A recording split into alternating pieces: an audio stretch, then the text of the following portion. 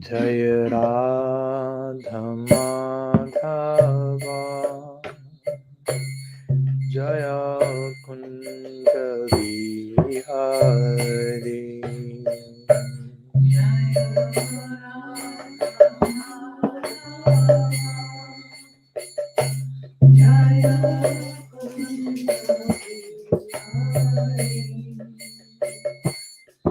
Jaya Radha Madhava Jaya Kunja Bihari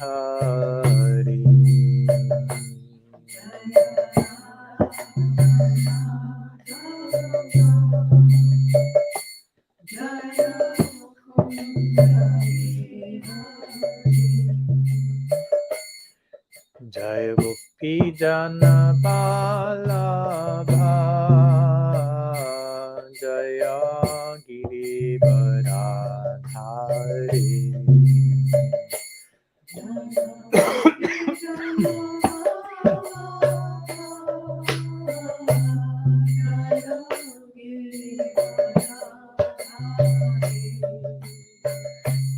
Jaya Gopi Jana Balabha Jaya Girivardhari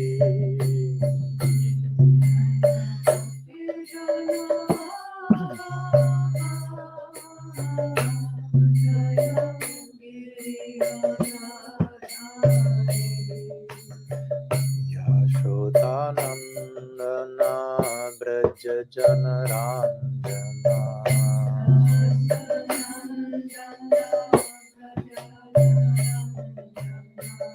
Yashodanandana Braja Janarandana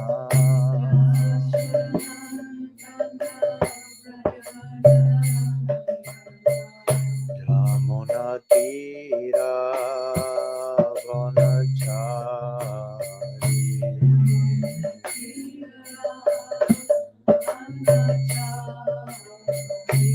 Yamuna Tira Vanachari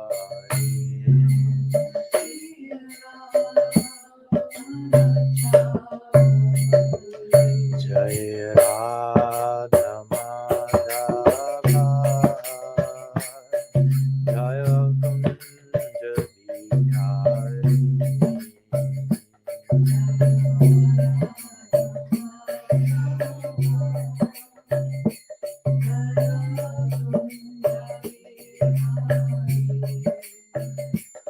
Jaya Radha Madhava Jaya Kunja Bihari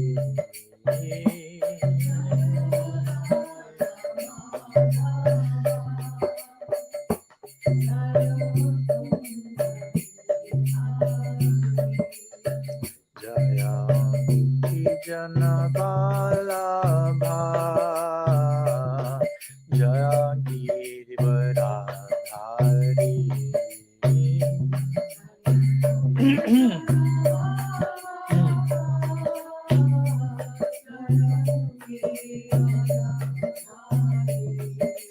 Yashodanandana Braja Janarandana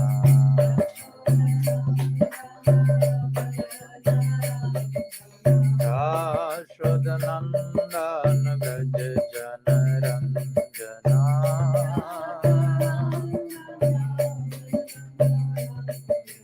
Yamuna Tira Vanachari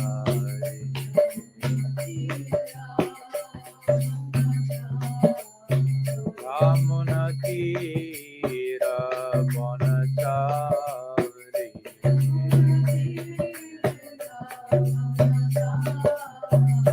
Jaya Radha Madhava Jaya Kunja Bihari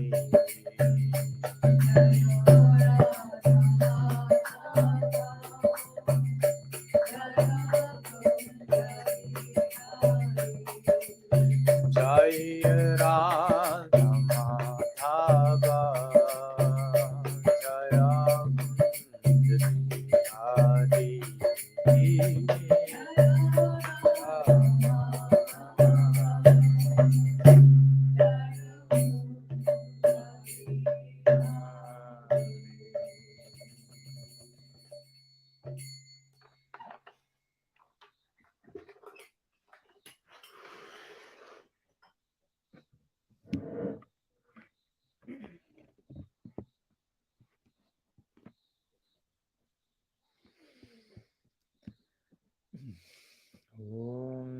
ज्ञानतिमिरन्दस्य ज्ञानं जनाशलाकया चक्षुरुन्मिलितं येन तस्मै श्रीगुरवे नमः।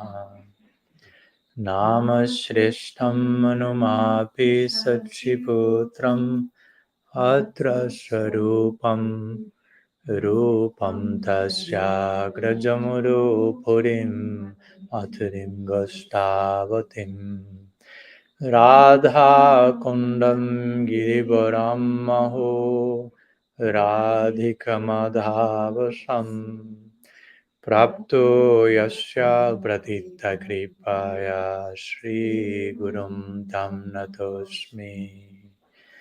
वञ्चाकल्पतरुभ्यश्च कृपासिन्धुभ्यैव च पतितानं पावनेभ्यो वैष्णवेभ्यो नमो नमः।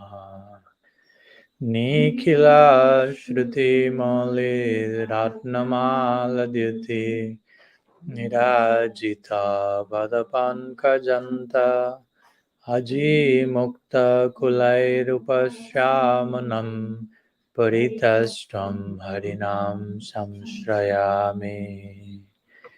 अनार्पितचरिं चिरात् करुणयावतीर्णा कलहो समार्पयितुम् उन्नतोज्ज्वलरासं स्वभक्तिश्रियम् हरिपुरता सुन्दरा द्युतिकदम्बसन्दीपितः सदा हृदये कन्धरे स्फुरतो वासचिनन्दनः अजानुलम्बिता भुजो कनकावदातो सङ्कीर्तनैकपितरो कमलायतक्षो विश्वम्भरो द्विजावरो युगधर्मपालो वन्दे जगत्प्रियकरो करुणावतारो लादिनी शक्तिस्वरूपाय गौराङ्गसुहृदाय च भक्तशक्तिप्रदानाय गदाधर नमस्तुते। हे कृष्णा करुणा सिन्धो दीनबन्धो जगत्पते गोपेशा गोपिकान्त राधाकान्त नमस्तुते। राधे वृन्दावनाधीशे कारुणामृतवाहिनी कृपया निजपादब्जा दास्यान्मयं प्रदीयतम् भक्त्या विहीनाय अपराधलक्षाय क्षिप्ताश्चाकमादितरङ्गमाद्ये कृपामयि त्वं शरणं प्रपन्नं वृन्दे नमस्ते चरणारविन्दम् वृन्दे नमस्ते चरणारविन्दम्। श्रील गुरुदेव की जय। श्रीमन महाप्रभु की जय। श्री हरिनाम संकीर्तन की जय। श्री श्री गौर नित्यानंद की जय। श्री गौर गदाधर जी की जय। श्री श्री दौजी गोपाल की जय। श्री राधा माधव की जय। ग्रंथराज श्रीमद् भागवतम की जय। श्री ब्रह्म-स्तुति की जय। गौर भक्त वृंद की जय। गौर प्रेमानंद हरि बोल। So, good morning. So, welcome to all online present as well. Now we are reaching almost at the end of our series on Brahma-stuti. Today we are now penultimate class, second conclusion class, if you will. We'll have 3 of them finally today and 1 more tomorrow at the same time. So today we have class 44, where we are continuing with through the remaining verses of the chapter, 14th chapter of the 10th canto of Srimad Bhagavatam. Today we will be studying a very interesting section of verses from verse 50 to verse 55, where somehow Sukadeva Goswami will give us a very interesting insight about how to really understand the love of the Vrajavasis. But let's first recap regarding what we saw yesterday, since one thing will be connected with the other. So yesterday we had our first conclusion class, if you will, where we studied verses 41 till 49. Immediately, what happened immediately after Brahma left. So after the 40 verses of prayers, the stuti of Brahma, Sukadeva Goswami continues speaking to Raj Parikshit, mentioned after this prayers, Brahma circumambulated Krishna 3 times, not 4, and another Vimohan. He touched his feet, and then he left. And then we explained some possibilities about what happened when he left. He went straight to Brahmalok. He met Mahaprabhu in Navadvip. He has some darshan, and then he returned as Haridas Thakur immediately, or maybe later. Some possibilities were there, but as we said, whatever the case, he attained. His post was not neglected as Brahma, and his ideal was not neglected as well. So after this happened, then Sukadeva Goswami described how Krishna resumed his picnic with his friends. He reappeared with bringing back the calves, just like 1 minute ago, as we mentioned. Yogamaya making the arrangement for the boys, feeling that it was just a minute. There was not 1 year of separation to tolerate or something like that. And when the boys see Krishna coming, they like, wow, they're surprised, like, wow, you returned so quickly. Now that was such a fast, like a flash return. Now we thought it may take you like an hour or so, but it took you it took him a year, but they felt it was just a moment. So they invited Krishna, come on, Krishna, sit in the midst of us, sit in the circle, in the Sakya Mandal circle of friends, and let's eat correctly now. Akanta Utsav, as we say. Let's inaugurate this festival up to the neck. And as we mentioned, Krishna still was with the same morsel than 1 year ago. All the preparations were there. Nothing was stale. Nothing created disgust, vivatsa. Everything was just like in a moment by Yogamaya's perfect orchestrating it, the whole situation. So after the picnic is there, Krishna returns with the boys and the calves back to Braj. And on the way, he points to them, oh, look, Agasur. Like to create the impression. Remember, this happened a few minutes ago, and when we return now, let's sing about that. So it is described how Krishna entered Braj. He created another festival of his beauty, basically. His beauty in itself being a festival after the Akanta festival, Akanta Utsav. And yeah, it's raining. We may need to use this. Let's see. So they entered and the boys were performing kirtan, glorifying what just happened. No? Like today, Krishna killed Agasur, and they start to narrate the whole episode, like if it just happened. So everyone took it like that. Nobody thought it happened a year or something. Only Krishna knew that, Balaram. So basically, those were the first verses where Sukadeva Goswami continued the narration, and then Parikshit Maharaj raises his hand and has a question to present in this connection, mostly not necessarily so much for himself, but for us or for some people in the audience. So he asked, but how is it possible that the mothers of Braj, these ladies who were the mothers who had Krishna as their son without knowing that for a whole year, how they could have more love for someone else's child than for their own children? How they could love their children, but actually we know it's Krishna. Parikshit knows that. So they were loving Krishna more than their children. Krishna is not their children. So he's presenting kind of the popular opinion, like people will argue like that, or will like, how is it possible? How to explain that? And as we say, he also made that question because he knew there are some people in the audience who are engaged in tapasya and officially ascetics, but still they love their children more than Krishna. So let's strike them up. So he presented this question basically. So this question, which is a very nice question, as we explained, will allow Sukadeva Goswami to present a very nice answer as well. A 7 verse answer. Today, we might not be able to go through the whole answer, but through the main part of it.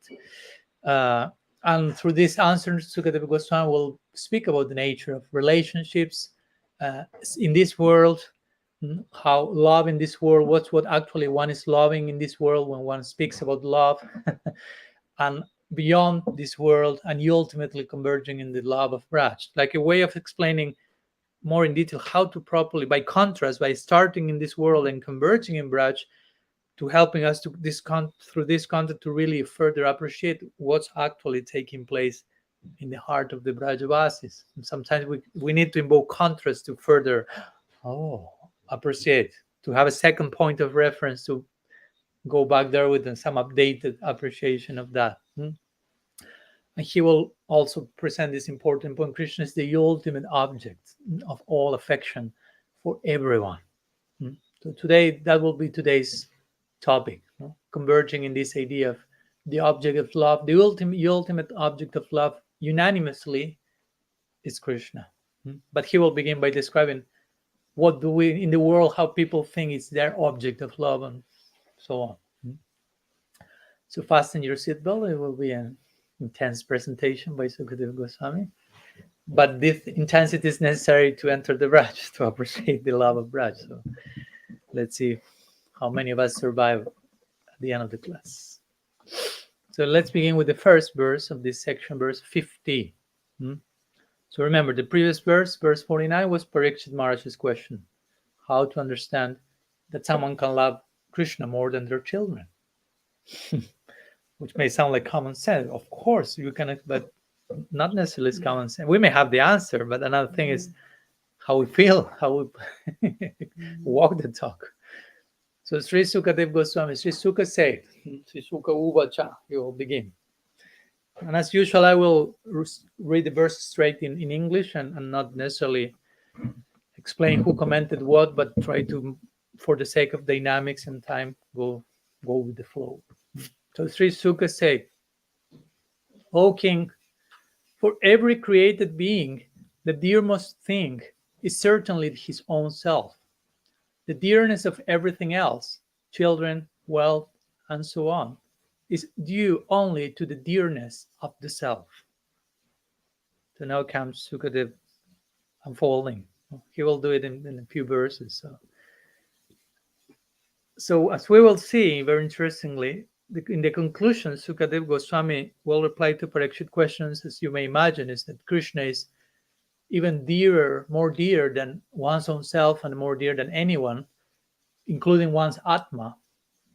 Because Krishna is also known as Atma, but with capital A, the Atma of all Atmas. He will reach that conclusion in a few verses. But in order to signify that, again, Sukadeva Goswami is describing, first of all, the conditional love in this world.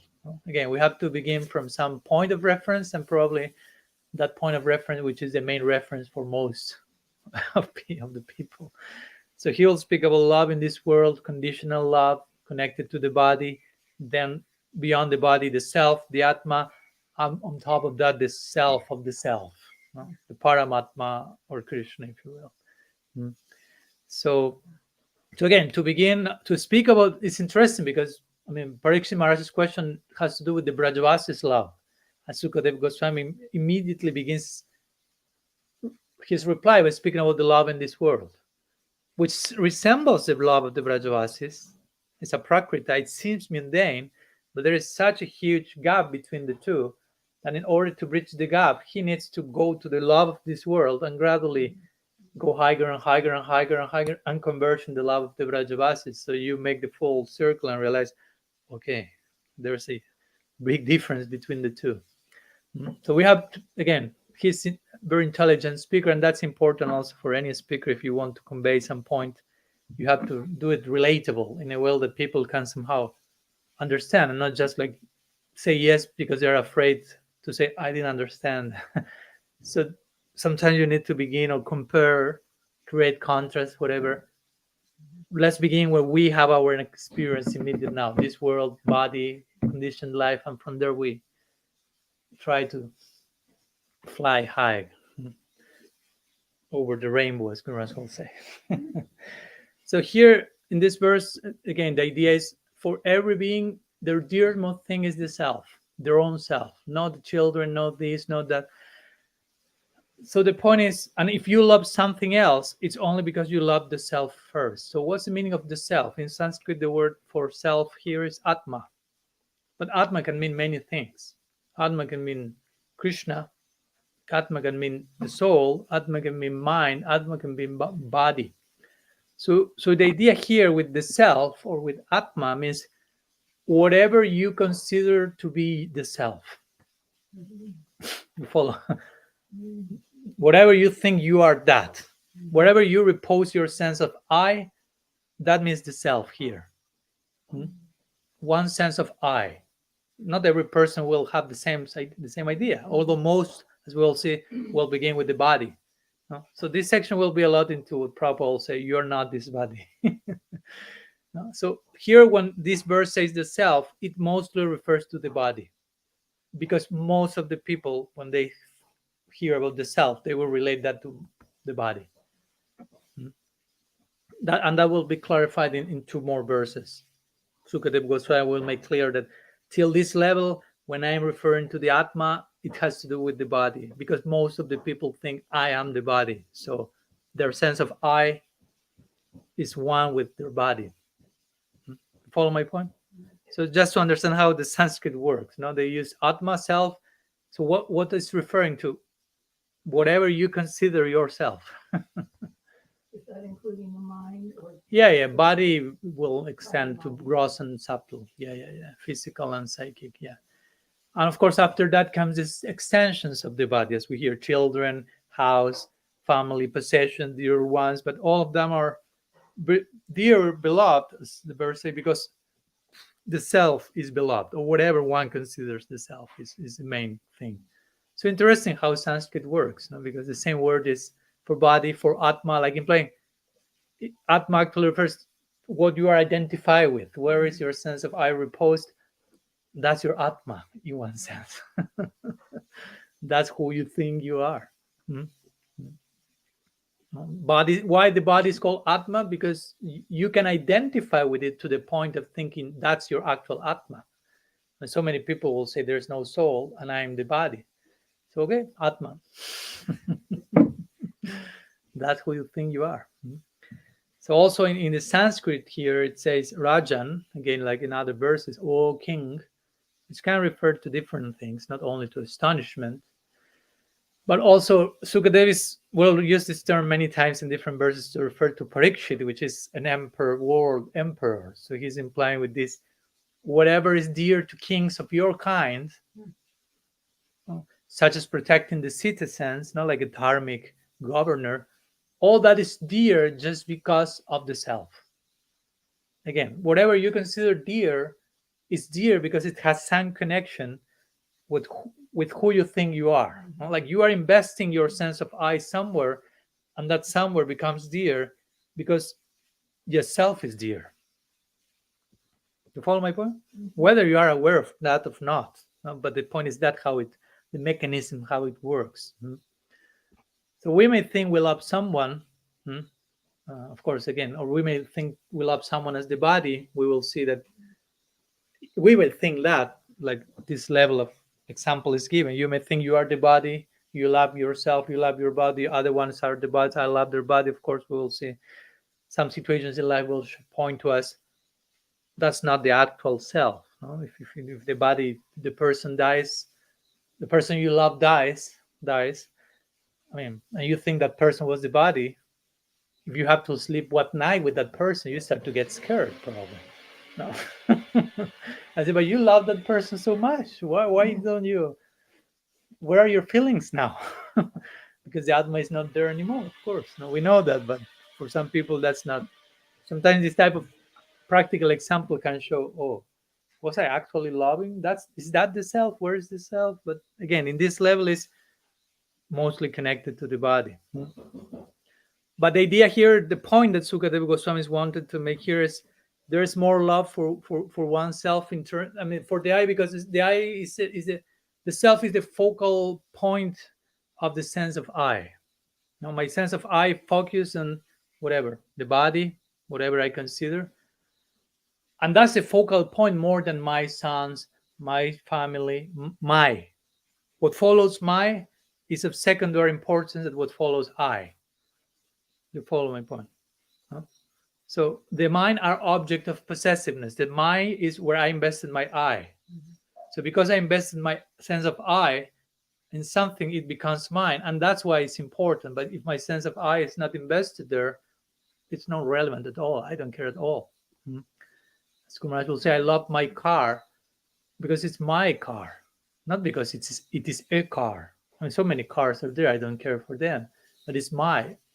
So the word "my" is important, but the word "my" is important because the word "I" is important. It's more important because I've entered through that by way of identification, attachment.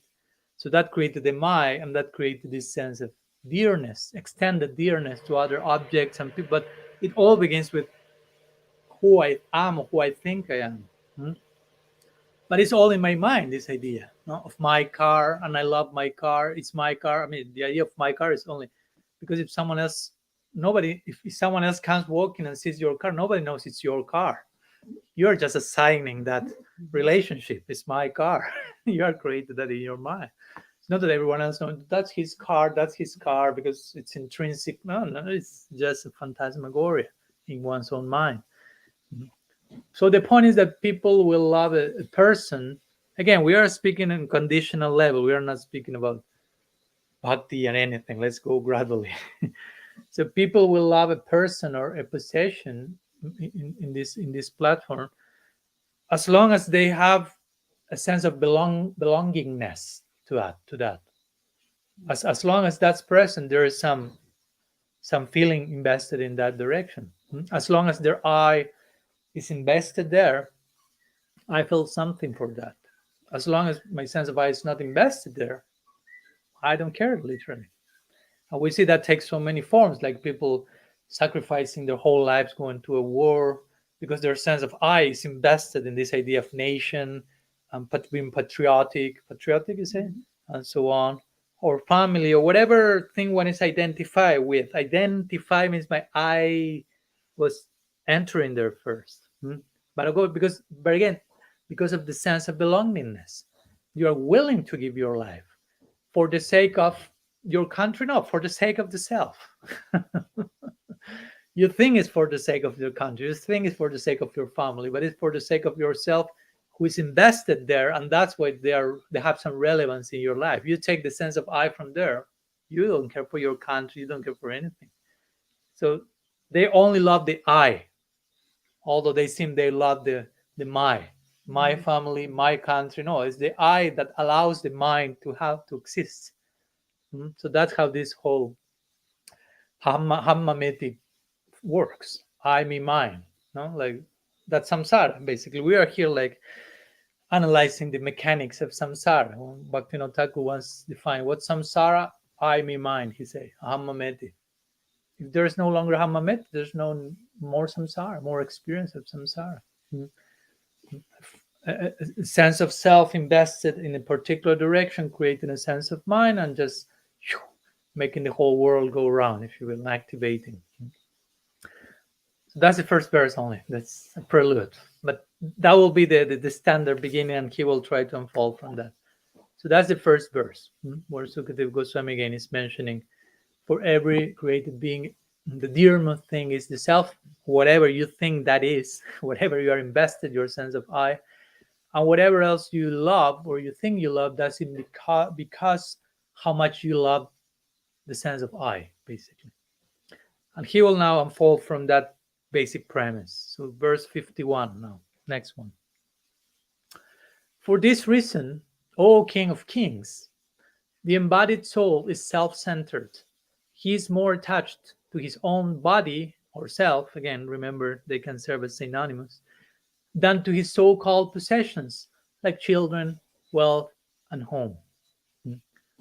So it's interesting, all this, because generally, externally, it seems we say they are so attached to their house, they are so attached. We ourselves even use those terms. Someone becomes attached to their house, someone becomes attached to this. But actually, what's the the real background attachment. It's not to those things.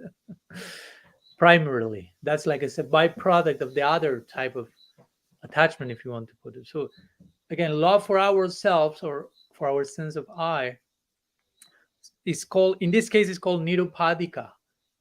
In this case, nirupadika means something else than what we usually understand, that free from all designations. But nirupadika in this case means that it does not depend on anything else. While love for the family and so on depends on your love for your I first. You follow my point? But love for yourself, for your sense of I, is like immediate, spontaneous, natural, organic, automatic. So it does not depend on anything else. You don't need something else for you to have that love. If you want to call it love, we have to use some word. While the love for the my or the mind, technically it's not nirupadika but sopadika. Sopadika means, again, it depends on something else for that to happen. I cannot love my country if I not invested my I in the country. So it has to go through the filter of the I and become the my. You follow my point? It's the same way of saying the same thing. No? Even if someone, I don't know, commits suicide, it may seem, oh, they are not loving themselves, but actually they are doing that for the sake of themselves. No? Just they think there will be some relief there. Otherwise, why they're doing that? I mean, if they are doing that, that's for, okay, they may not doing that. I'm doing that for the sake of myself, but intuitively, internally, that's taking place. No? They are trying to do whatever they do for the sake of their sense of I, whatever that is in that particular case. So again, the idea here is that the love of to like oneself is automatic, is natural, but to like others, the my, is conditional in that sense. No, it's contingent. It's contingent on it, on the first one. First, there is love for the self, for the sense of I, and then comes all the other expressions of that projected into the my or mine. And again, Sukadeva Goswami here is calling Parikshit Maharaj not Rajan, but Rajendra, which means, O King of Kings. Again, pointing in the same direction, say, like, even O King, you're a king, you know what I'm talking about. You're a man, I mean, he's a great devotee, but also Parikshit is a man of great worldly experience, if you will. And you cannot be an emperor in the world without having some experience. So he's basically making the O King of King. Even the love of an empire, for an empire, is not like the love for the self. Like many kings, not Parikshit, he left the kingdom like this, but most kings, I mean, they're not willing to leave their empire. Yeah, as we spoke the other day. But it's not that they actually love the empire; they love themselves, and the empire is their empire. So, but the implication with this is you already know this, O king. No? Like that's why you left that quickly, and you are here now. No? So Parikshit doesn't fall in Dhritarashtra's category. So here we have basically this particular dynamics or dichotomy, the I-ness and the my-ness. No? The love for the self or the Atma, whatever one considers oneself, and the love for everything else that is related to when I invested myself. So interestingly, these two words, I, my, are probably the two most used words in the whole human vocabulary. Are probably the two less understood words of the human vocabulary. I, my, love, all these words that are the most used generally correspondingly are the less understood. The more you deal with something, probably the less you understand. So this is not the exception. So let's go to the next verse. So Sukadeva Goswami tried to be reminded. He's building his case, his point, all this in the context of Parikshit's question. Don't lose sight of Parikshit's question. But we have to begin somewhere to build that case. He will converge in the glories of the love of the VRAJAVASIS. But first, you need to understand the love of this world, if you will, to really understand what's the ultimate real love. Let's go to verse 52. It says, indeed, for people who think the body is the self, O best of kings, persons and things related to the body are never as dear as the body itself.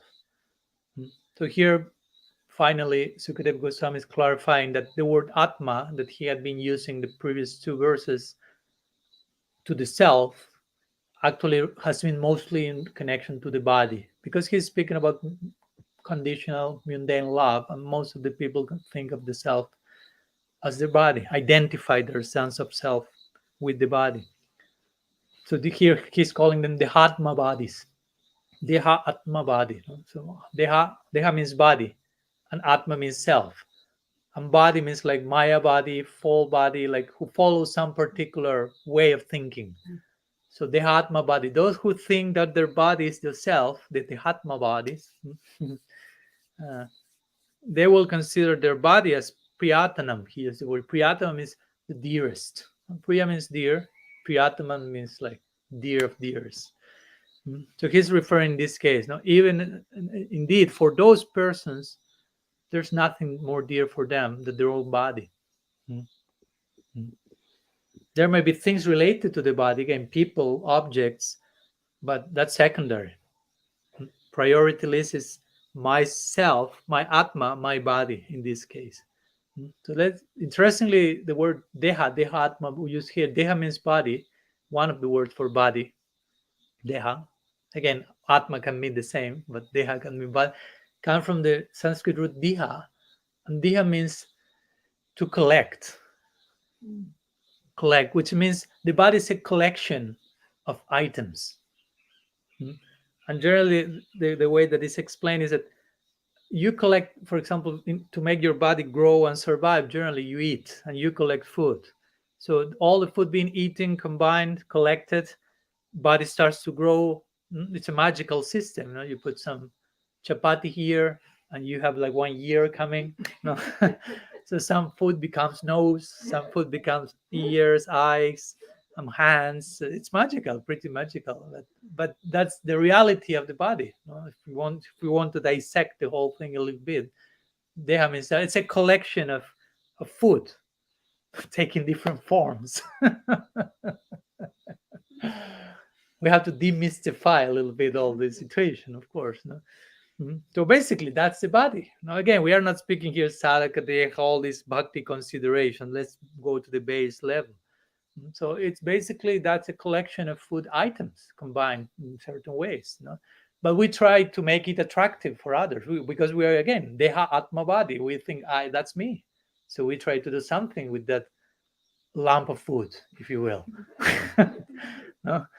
And we try to be attractive for other bodies. So it's one lump of food trying to attract another lump of food, basically. No? I mean, you're laughing not in order not to cry, basically, no? Because that's the reality of the world. I mean, that's what most of the people is doing, trying to to give certain shape to the lamp of food, so another lamp of food becomes like, whoa, interesting. And that's and when that happens, we think, oh, he loves me.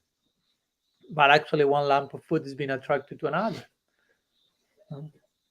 Sorry if it sounds too sannyasi, but it's not because I'm sannyasi, it's just the facts. No? And that's what Shastra means by Maya. When Shastra speaks about Maya, avidya, agyan, ignorance, illusion, means this type of things. Actually, this is happening, but you think this is happening. And you're just like romanticizing about, and it's just one lamp of food, magnet trying to be magnet with one another. It's just like a skin disease. Because you can make the lamp of food nicely, but if I take just this one layer of skin from world Miss Universe, and you start to see all the muscles and bones, you start to run traumatized. So it's just one little layer of millimeter that makes the whole thing like, oh, you're so beautiful. Let me take the first layer here just now. It's like, you know this story called the liquid beauty? Okay. Kishore knows that one? Yeah. No need to go in detail there. No. But basically, that's the same principle. No? When the boy wants to see the beauty, the lady, you took some purgants and the vomit everything for a week. So he took him after a week. Where is your beauty? Here is me. No, you are not the princess. I know. I met a. Here's the beauty. And he showed all these jars with vomit and all these ingredients that scripture always describe very interestingly, like blood, pus, and bile. Bile. Do plays of that. Oh, really? Yeah. For the newcomers. And they went with the plate of prasad, just taking prasad. And they will do their own plate themselves. And like, So anyhow, there are ways of speaking about that. But at one point, it's important to bear in mind, which are the facts on the biological level. So also the body, interestingly, sometimes is not only called deha, but it's also called kaya, sometimes kaya. And kaya comes from the root kai, which means to cry in Sanskrit. So the idea is that the body is in many ways a source of trouble. Again, we are not speaking about bhakti and engage our senses for the pleasure of Bhagavan. We are speaking just as being identified with the body as the self. So we will end up crying basically because of the attachment, of the trouble, sickness, old age, and still we don't want to leave it. It's giving me so much trouble, but I don't want to leave it due to, of course, my sense of I am invested there. So that's all I have. And we invest so much time, so much energy in the lamp of food, if you will, but it's giving lots of problems. But we continue dedicated to that. So much loyalty and chastity, dedication there. Generally, we don't take care like that of anyone else, basically, with our body. I mean, maybe a mother with just a newborn baby, the mother is there doing everything. But at one point, you won't be taking care of anyone, caring and bathing and feeding and changing and cleaning and any other person after a few days. Is like your mom gets old and you will send her to some retirement house, so someone else has to do that. I mean, all day long. So that's the point, no? But you do that to your body. So that's a sign of love, if you want to put it like that. How much we are invested in our sense of I, what we think we are, and we dedicate that. No? Again, I'm not speaking about prem when I'm saying love here. Please don't misunderstand. But that's a natural affinity, if you will, we feel from our sense of I. That's what we have. Our sense of I is fully invested in that particular direction. Although, again, kaya, some crying will be there. The body sometimes is described in Indian tradition as full of holes, different holes. And holes sometimes are connected with imperfection or defects. But still we love it. It's full of imperfection, full of holes, but that's how we show love. No matter their imperfection, I'm dedicated to that. Okay, so that indirectly shows our potential if we put ourselves under the shelter of bhakti. But that's how it's expressed in the conditioned state, if you will. So that's basically the condition of most people in the world. They are totally like identified, investing their sense of I in their bodies, and just are not willing to leave that, all despite the problems that may take. Now, there's a well-known story in the oral tradition in India. Once Narad Muni was traveling across the earth, and he was seeing the condition of the people in the world suffering so much, attached to their bodies, the Atma bodies. The Atma bodies. So, and he was like so compassionate and feeling what can be done for them to be uplifted, to be in another condition. So he goes to Vaikuntha and offer pranam to Vishnu, and Vishnu said, Narada, how surprising to have you here. What takes you here? What is bringing you today here? See, I've come in just from earth, and I'm seeing so much suffering in the people on earth, and I'm feeling so much compassion. I like all of them to be liberated and come here to Vaikuntha and experience no anxiety. So Vishnu looks at him like, so what do you want me to do? Like, grant me the wish that whoever wants to come to Vaikuntha can come to Vaikuntha immediately. It's possible? Vishnu said, okay. Go to earth, and whoever you go, invite them, and whoever wants to come, doors are open. I'll let know Jai and Vijay about that. No, so he goes. No, he goes and see everyone suffering, but totally attached to everything. And Narmon starts to speak to them and to make his proposal, but nobody's interested. I said, but you have free ticket to Vaikuntha. You can come right now with me. You have, of course, you have to leave all the things, but Vaikuntha is waiting. No, thank you. I'll stay here. But you are suffering so much. I'm okay. I'll stay here. This, my, again, my sense of I invested here, my sense of I invested there. So nobody's paying attention. After 5 minutes, everyone is like, Jai Narmani ki jai. But one person starts like to hear a little bit more attentively. So Narmun says, okay, here I have my case, my bhakta. So here it starts to invest. And the person says, oh, sounds interesting, but do you know what, Narda? Let me first have one child. No, I don't have any child. I like to have that experience. I like to, again, invest my sense of I in that my child. So now I say, okay, I'll come next year. Yeah. 1 year. Yeah, okay. So now returns, goes and returns after a year. So the person is there, the child is there. So ready for Vaikuntha? Let him grow a little bit. Now let me go through his childhood years, his Kumar Lila, Poganda, and Kishore. Okay, how much? 5 years? 5 years. Okay, 5 years. So Narmani continues the journey and reaches 5 years. And I have to arrange his marriage ceremony before leaving. I cannot leave the whole family like this. I have to take things. Okay, 1 more year. Okay, well, let me see my grandchild. No, it's coming. It's on his way, and after that we can go to. So like this, no. Now I'm going to come back and forth, back and forth, back and forth. He still has hope. He's returning. He's returning. Till the man is just totally old, and always have some reason for still 1 more day. And next time Naramuni man came, man was dead. So he goes and he finds his child, his grandchildren. But the man, where's the man? No, daddy passed away 3 months ago. Oh, Naraman said, oh, but he still was compassionate. He wanted him to go to Vaikuntha. By his mystic vision, he realizes, oh, he became a worm in the drain in the house here. So he goes to the drain and starts to speak to the worm in worm language. To say that great personalities have, Patanjali say, that capacity of speaking the language of different species. So he starts to speak to him and to remind the worm of his pact from the previous life. Somehow he remembers by Narad Muni's grace.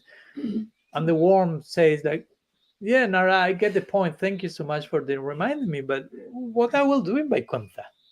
What will I do there? I'm here. I'm pretty happy here. There's many stories and such like this. One Indra also became a pig, and they tried for a curse, and everyone, Indra, it's time to return. Return where? I mean, I have my lady pig, my little piggies, I have all my excrement, everything is in place here. So now I was like, my God. And it said that he took the worm by force and sent him to Vaikuntha. At least he got one person inside there. Kripa Siddhi, he gave perfection. Go there, just so. Why are you? Narmuni ki jai. So, but you understand that the idea of the history, So like, even if, okay, why everyone is, well, they want that. They want to just remain in that situation. Even Vishnu say, all doors of Vaikuntha open, come here. And no, I can stay here. Thank you. This is my Vaikuntha on earth or something. So remember, all this is to highlight the position of the Vrajavasis, but by way of contrast, with those things that seem like Braj, which seem mundane, which seem from this world, which seem attached. But as we know, Vrindavan is a Prakrita. Seems Prakrita, but it's totally transcendental. So, so since we are speaking in terms of the body, I mean, if you analyze the situation of the Vrajavasis, will be more akin to the cells of the body. Sometimes that's the description is given. Like all the cells are cooperating together for the survival of the body, for the interest of the center, if you will. Even they are willing to die. So the main system is preserved, if you will. So this is actual bhakti. This is the real thing that we are after. No? Not only, as sometimes it say, no, bhakti is not only a noun, but it's a verb. Mm. It's not just like devotion, but it's something practical, no, that you have to practical, you have to express in practice, especially Braja Bhakti. No? The word Braja, apart from referring to Vrindavan, means it's a verb, means to go. When Krishna says to Arjuna, Sarva Dharmam Parityaja Mamekam Sharanam Braja. Braja there technically means to go. Like when he says, come to me, come exclusive. So Braja Bhakti can say, no, Bhakti is a noun, it's not a verb. No need to make that active. We are after Braja Bhakti, and Braja means to go. So the implication in Braja, the word Braja is you have to enter into this spirit, basically. You have to do something here, in the here and now, to get there. It's not just, I just mediocre or not do anything, and somehow at the end of my life, some mystical, I don't know, spaceship will come and take me to Golok or Vaikuntha. No, if you are not there here, you won't get there. That's how it works. It's not just expecting some mystical transformation without doing the homework. No? But at the end of my life, as we spoke sometimes, just by dying in Vrindavan, I go there. No, before you die in Vrindavan, you have to live in Vrindavan. And that's a state of consciousness. You will get into Vrindavan by living in Vrindavan, not by dying in Vrindavan. If you die in Vrindavan while living in Vrindavan, and this is not a physical act, that's another thing. So to live in Vrindavan means to live in Braja Bhakti, to understand this is an active verb, an active thing. It's not just, okay, I do my nonsense, I get my ticket, I'm dying, living my... So again, my point is all the things that these preliminary explanations are implying is that if you want to reach the highest conclusion of this section, first we have to properly deal with all these inferior, if you will, issues. So this type of verses represent some form of like clarion call, if you will, for us to awaken, maybe not for Gaudiya, or probably also they still may need to awaken to the real nature of love in this world, because that's one of the most, it's the most misunderstood thing, and it's the most hankered thing. People hanker after love, and that's the greatest misreading of most of the people. What's love? Where is love? Who I am? And of course, it's a hard pill to swallow. If I go to any person with this type of philosophy, it's like they make the whole structure collapse. The whole life is like threatened once they will feel like that. But it's crucial to go through it. It's real. It's reality. We are not just like being fanatical or too renunciant or something. So it's important. If you want to understand the real nature of real love in the real world, you have to understand the false nature of false love in the temporary world. Many times that's part of the equation. It's not just like by reading about the VRAJAVASIS, you got it. Sometimes you need to hear the things to, now I can understand that what the VRAJAVASIS show is different. So again, in this world, we will find different levels of false identifications of the self, and therefore different levels of love are seen according to our degree of expression of false ego. I remember when I read first time this book by Eric Fromm, The Art of Loving, that was kind of something like that, because the book is about love and what's love and how love is an art. But before he reaches the point of the highest possible conception of love he begins a long chapter with what love is not. And that's terrible. That's brutal for most of the people. He's doing that, presenting it nicely, but for most of the people, that's what love is. And that first chapter is just, this is not love. This is not love because of this, because of that, this is not love. So if you survive the first chapter, you can read the whole book. But I will make some study how many people just died in the first chapter or left the whole reading there, because my point is, it's a necessary step before I speak about what love is. Probably I have to deconstruct your false notions of that, as we know, before, because again, we already may have our ideas, like the famous example of the music teacher that I charge you more because you think you know how to play whatever mridanga, but you learn by yourself for 10 years and you have a total messed up. What does it actually mean? So first I need to take you back, take you to zero, to scratch. You are in, now you are in red numbers, minus 108. I have to take you to zero and then we can begin. So sometimes the constructive sections are crucial to properly build the foundation of Brajabhakti, proper understanding of what Brajabhakti is. So, but again, even in the case of those people without any vivek, any discrimination whatsoever, who think I am the body and live like that, still for them the self is the most dear. Because they are investing their sense of self in the body. Oh, there's something else apart from the body who is the self. For them that doesn't exist, so they invest their sense of self there. So they consider the body is the self, and that's the dearest. So the conclusion of Sukadeva Goswami remains: the self is the dearest thing for everyone. The self, whatever it is for anyone, for everyone. So in this way, Sukadeva Goswami is continuing to show, whatever it may be the case, whether you are totally attached to your body or some levels, the self is the focal point of love in this world. Nothing else. In this world, again, still we are not speaking about God. In this world, the focal, only exclusive, unique focal point is the self. Whatever anyone thinks about what's the self.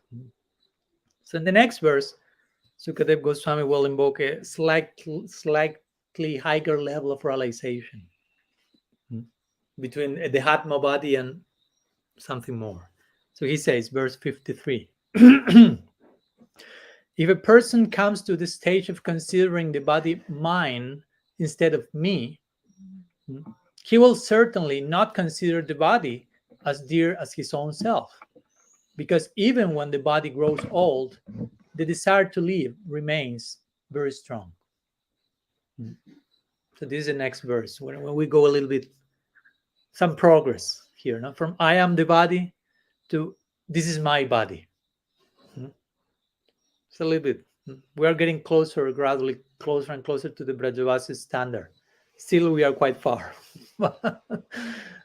But all these, again, these chapters are necessary to fully appreciate their aprakritva, their aprakritness, which seems mundane, but it's another thing altogether.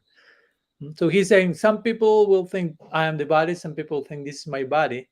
But in that case, if you think this is my body, I'm something else, this I am something else, of course, is more dear than the body, because now the sense of self is invested in somewhere else. Whatever that somewhere else is, that will be the most dear.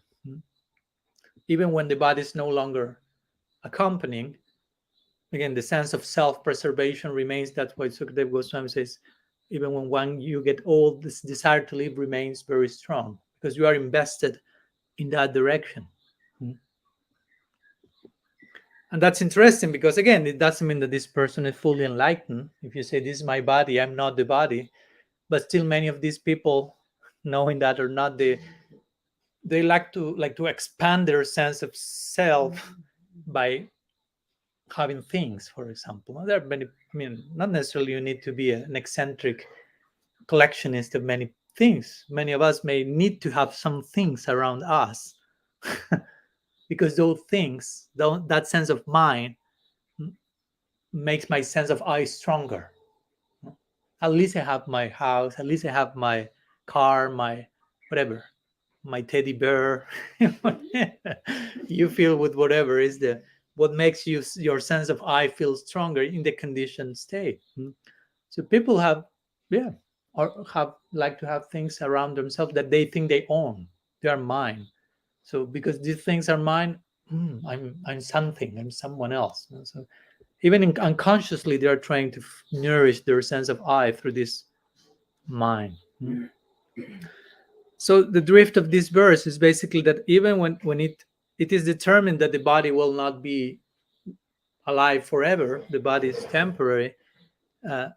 Even in that case, when you understand, okay, I'm not the body, it makes sense to still, the idea is the focal point of love relates to the self only. Even when the body is no longer there, still the focal point is, okay, now the sense of self is not to the body, the sense of self is to the self. Still, we are speaking about this. The same principle is the same. No? Whatever you consider the self, whatever you invest your sense of self, that's the only object of love in this world. There's nothing else. And of course, on top of this slightly higher example, if some Dehatma body, some person who thinks they are their body, acquires some discrimination, becomes somehow more enlightened, can we have this in case?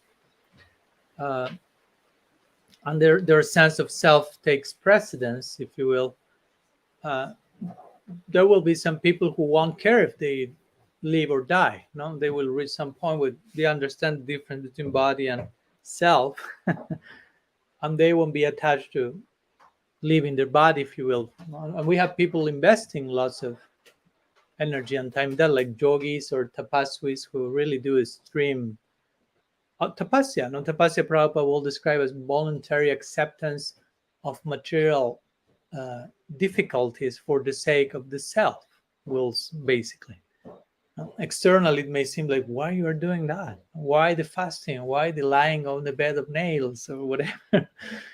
But they will say it's for the sake. It's not for the sake of the body, for sure, but it's for the sake of the self.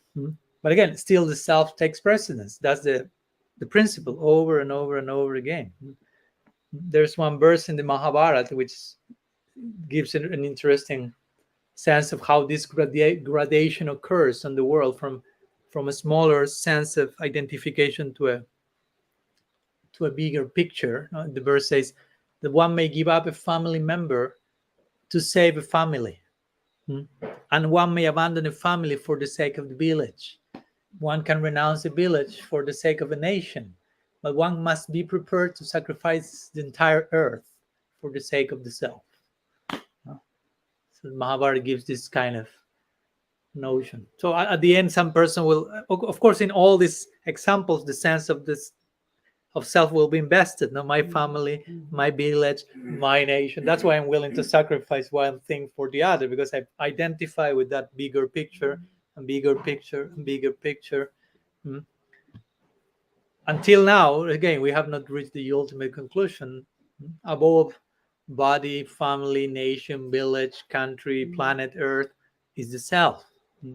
So again, the conclusion is that whatever is the referent of the word I, whatever it may be for me at present, that is the topmost object of love.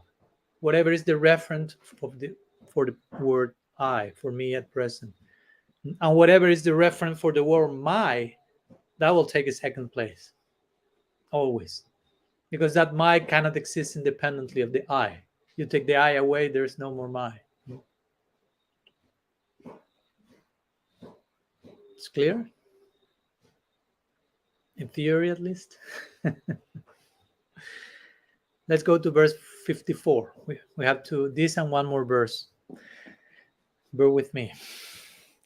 So, bear with Sukadev.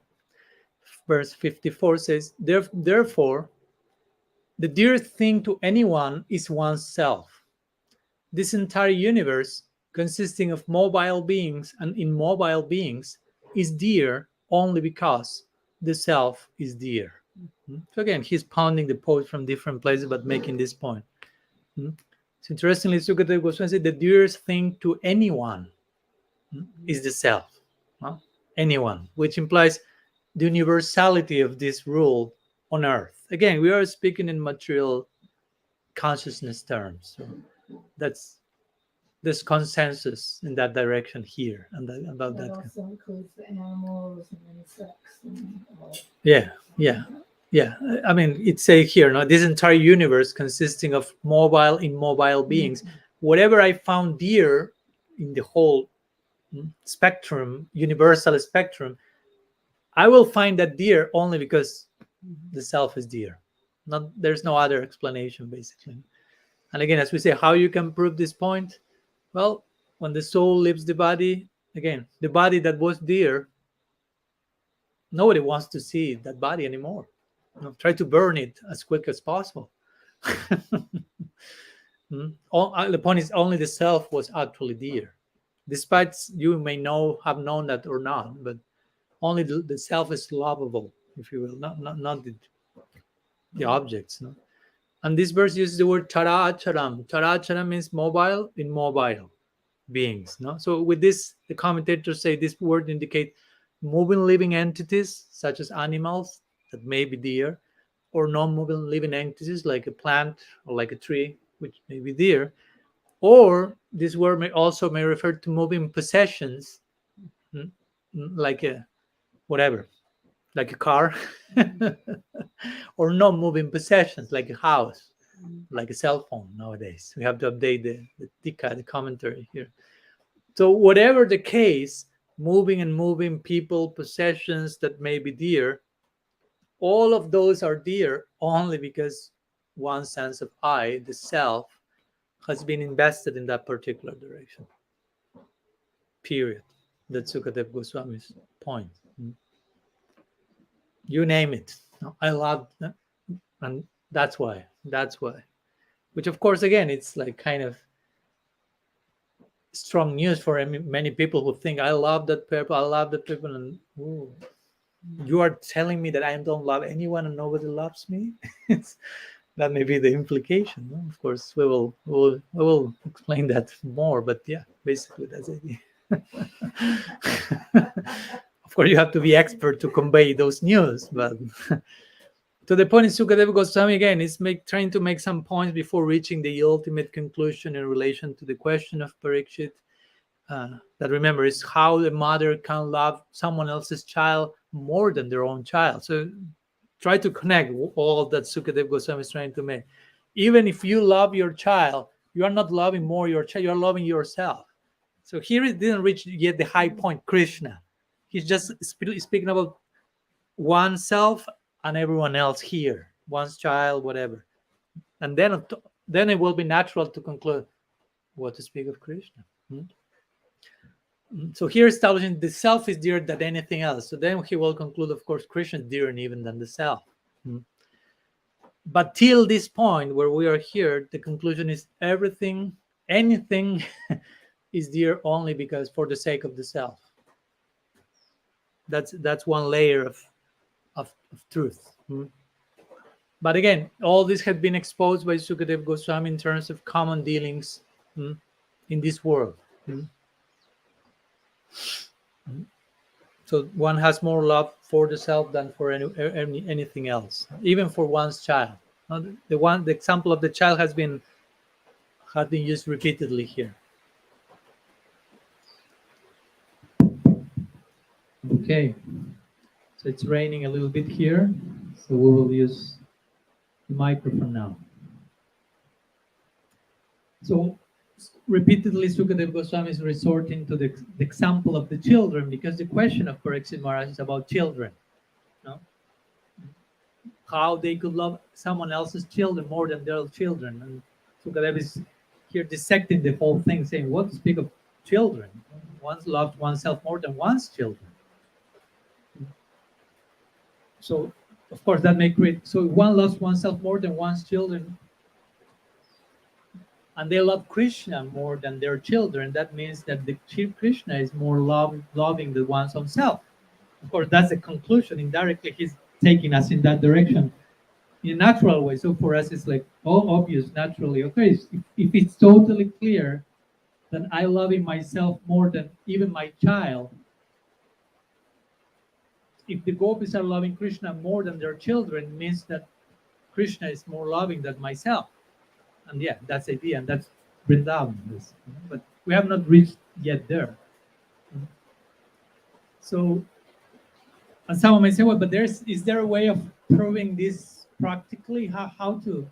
It makes sense in theory, but can we resort to some sort of practical experiment that we can try at home to understand how actually nobody loves me, as they say, in this world? I don't love anyone, and I think I love them in this world.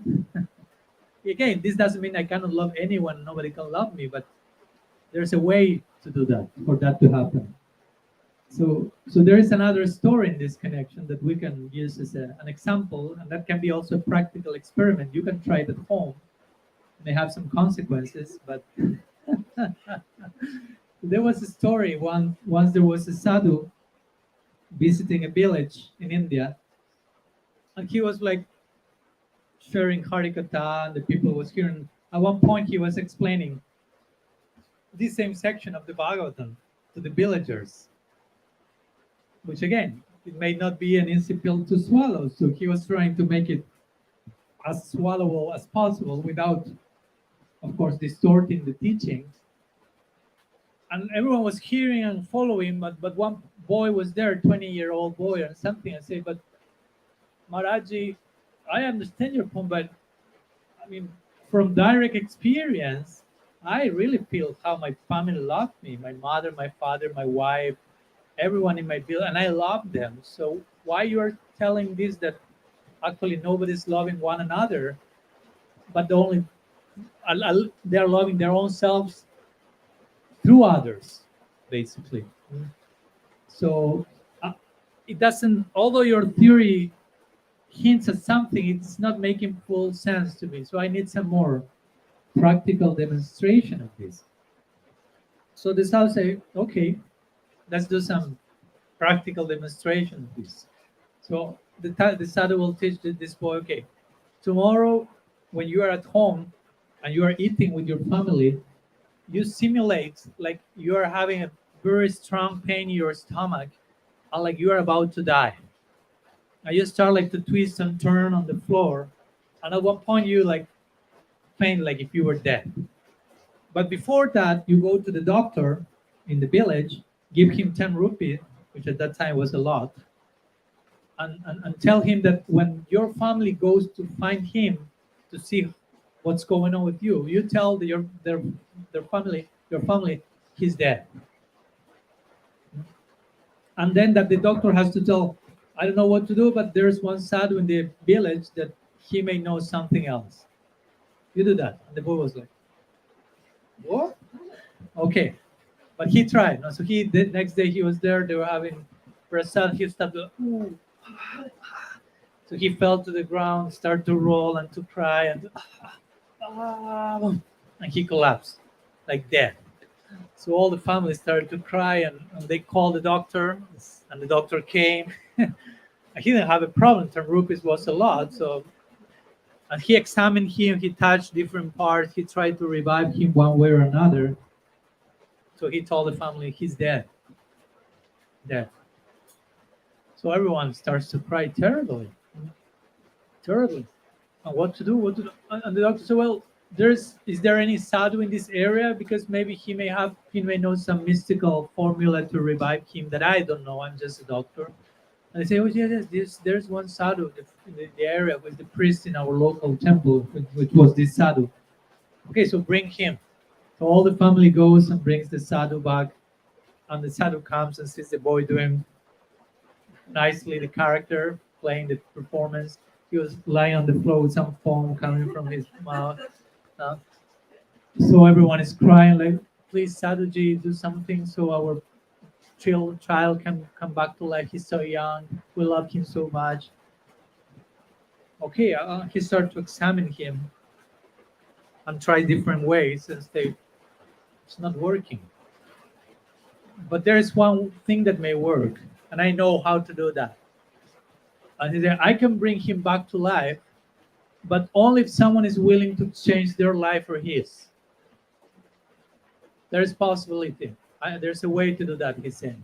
So if someone is willing to sacrifice their own life so he can be back to life, that person will be dead, but he will be back to life. So he starts to ask the mother, are you willing to, the wife of the child, are you willing to do so? See, I'm pregnant. I have to bear my child very soon.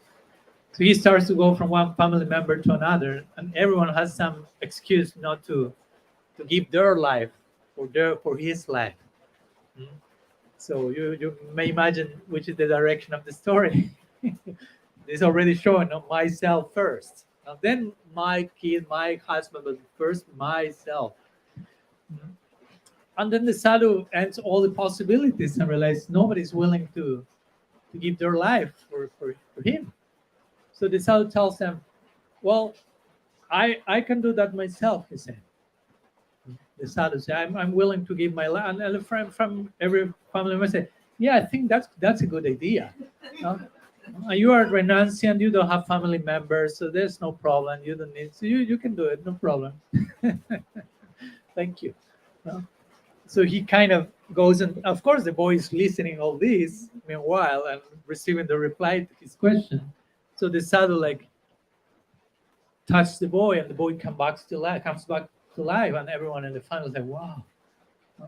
So the sadhu then says, okay, I have given you my life. In the way also referring, I give you this knowledge that is life. So now you give me your life. He tells to the kid in the sense of, you come to me now. And the boy said, yes. I'm leaving all my so-called loved ones and lovers, and I'm going with the sadhu. Sadhus are our real lovers, actually. They know us and they love us more than what we know and we love ourselves. That's kind of the teaching of the story, but you can try that experiment at home just in case you have some further doubts to see what's the reply there. So anyhow, let's go to the next verse, the last verse of today's presentation, verse 55, which is kind of the conclusion, although there will be a few more verses after this, but this kind of a high point in connection to this idea. Now, we mentioned how the sadhu is loving us more because the sadhu is teaching us by precept and by example.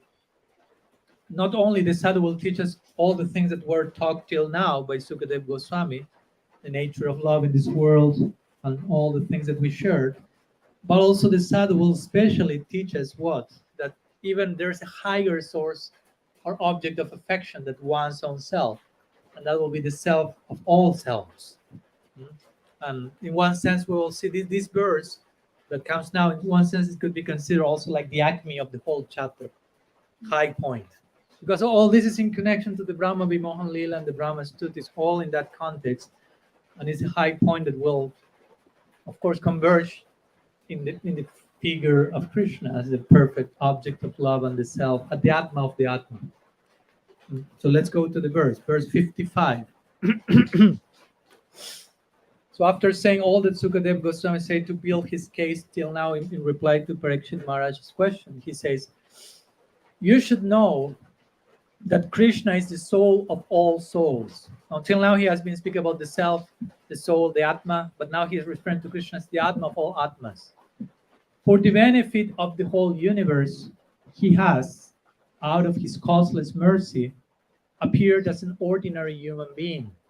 He has done this by the strength of his internal potency.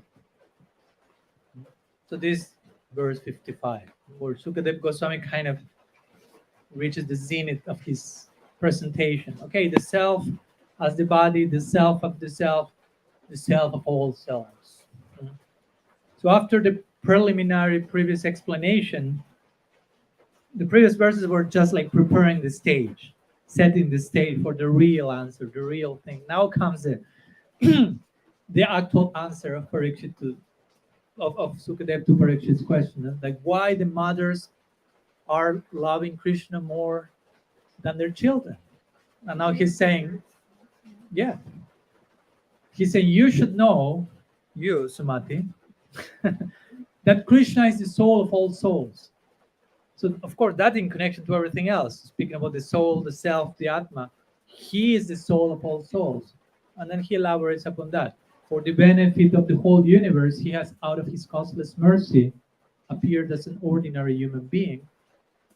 And he has done this by the strength of his internal potency. Not like a few points regarding Krishna's avatar, descent, not mundane. It seems ordinary, but that ordinariness is only for the benefit and of those on earth as well, so they can relate with him, to interact with the VRAJAVASIS. All this happening through the Swarup Shakti. So again, everything that we have gone through till now is just like the preface And now comes the real answer. Why these mothers love the child more, Krishna more than their children? Because he's the soul of all souls, the self of all self. The self is more dear to anyone's children, and Krishna is more dear than anyone's self. Hmm? He's Paramatma, if you will. We have Atma as the body, Atma as the self, Paramatma. He's the controller of all the souls. So in that sense, he's the soul of all souls.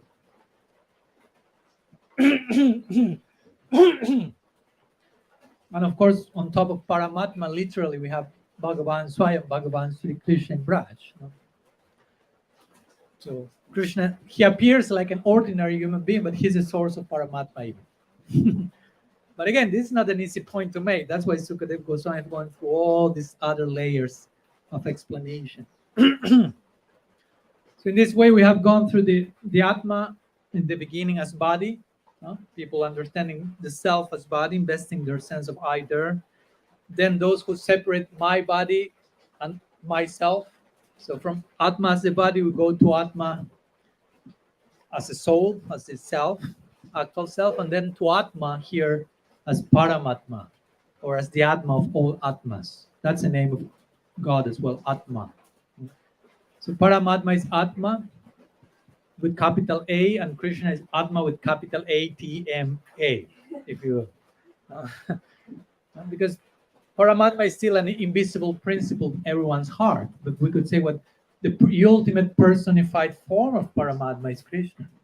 And that's where the VRAJAVASIS are reposing their love, the perfect object of all affection. So Vraja Krishna, that's how Sukadeva Goswami is reaching his final point in his reply.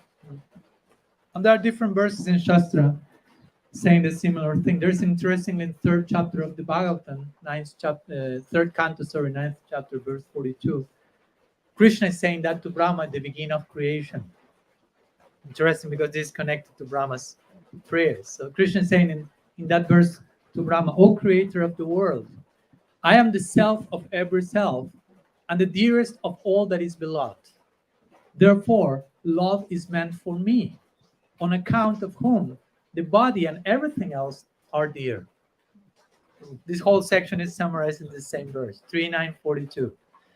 And there are many other verses in Shastra like this. When Uddhava is praying before leaving Vrindavan, he says, Tam parantanu vritugu vigopavadu Govinda eva nikila atmani rudhavava. Nikila atmani means he's the Atma of all Atmas. So it's the same principle here. So, so in a very expert way, Sukadeva Goswami is taking us to converge in the most natural way as possible in this principle. Krishna is the perfect object of love, and that's how the love of the Vrajavasi mother is totally justified. It's not a weird thing, but it's actually the other thing is a weird thing. Although it's the most common understanding for people, if you properly play out and understand that, you will understand. To love Krishna more than anyone else is a natural thing, and to love everyone else above Krishna is weird. But we are weird and we don't understand that. So Sukadeva Goswami is trying to express that one way or another. Now, some, as we say, sound in the same way that our affection or our attachment, I would say, for children or house or whatever, is based on our attachment to our physical body, identifying the body as the self. And in the same way as the attachment to the body is a result of the Atmas present in it. I mean, you are attached to your family because your body is present there in them. You are attached to your body because your Atma is present there. But you are attached to your Atma because Paramatma is present there. And of course, when you properly address Paramatma through bhakti, that Paramatma becomes Krishna. So that's what is lovable. That's what you love those things, because you are present there. You insert yourself there, in all this sequence. So in this way, this in the same way as we already went through that sequence, our attachment to the self as the apparent most lovable object in the whole world, if you go a step further, is because Paramatma is there.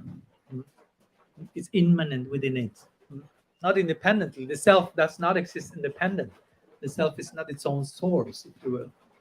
So in one sense, Paramatma is the real object, the ultimate object of priti or love. And again, Krishna is the source of Paramatma. Now Krishna says that in the Bhagavad Gita. He says, "Ekam sena stito jagat." He said, "But one portion of me I sustain all these worlds." And that one portion is Paramatma. See, Paramatma is one portion, one fragment of me. That's the very idea of Krishna's Tu Bhagavan Swayam. God comes from me. God is an aspect of me, Krishna is saying. Paramatma is God, basically. That's the idea most people have of God, is G-O-D, as we say the other day. And that has more to do with Paramatma and cosmic administration. So all these gods are coming from Krishna in the Brahma Vimohan Lila just recently. So Krishna is the very source of Paramatma. No? And when the devotee is properly situated, as Guru Maharaj will say, Paramatma will be gently kicked out or replaced, let's say, and Krishna will be enthroned in the heart of the one's ultimate Istadev. Krishna, Bhagavan says that in the Bhagavatam, Sadhavo hridayam mayam, sadhunam hridayam tuham madanyatina jananti naham tivyamana. Sadhu, I am the heart of my devotees, and they are in my heart. I am their heart, they are my heart. And that's not Paramatma speaking, that's Bhagavan speaking. So we have gone a long way, but it's from the Atma body, I am my body, to VRAJAVASIS. Now, it's a long journey from one point. There are two extremes in one sense. So that's why Sukadeva Goswami is trying. And the fact that this verse describes Krishna as the the Atma of all Atmas, in one way also it's kind of speaking about the very meaning of the word Krishna. Of course, there are many meanings to the word Krishna, but generally, sometimes the two parts of the name Krishna are connected with Krishna. In one sense means existence, and Na has to do with happiness. Again, there are many other interpretations, but one of the main ones has to do. So everyone wants to exist, survival instinct, and everyone wants to be happy. And Krishna is the very source of both. He's Krishna.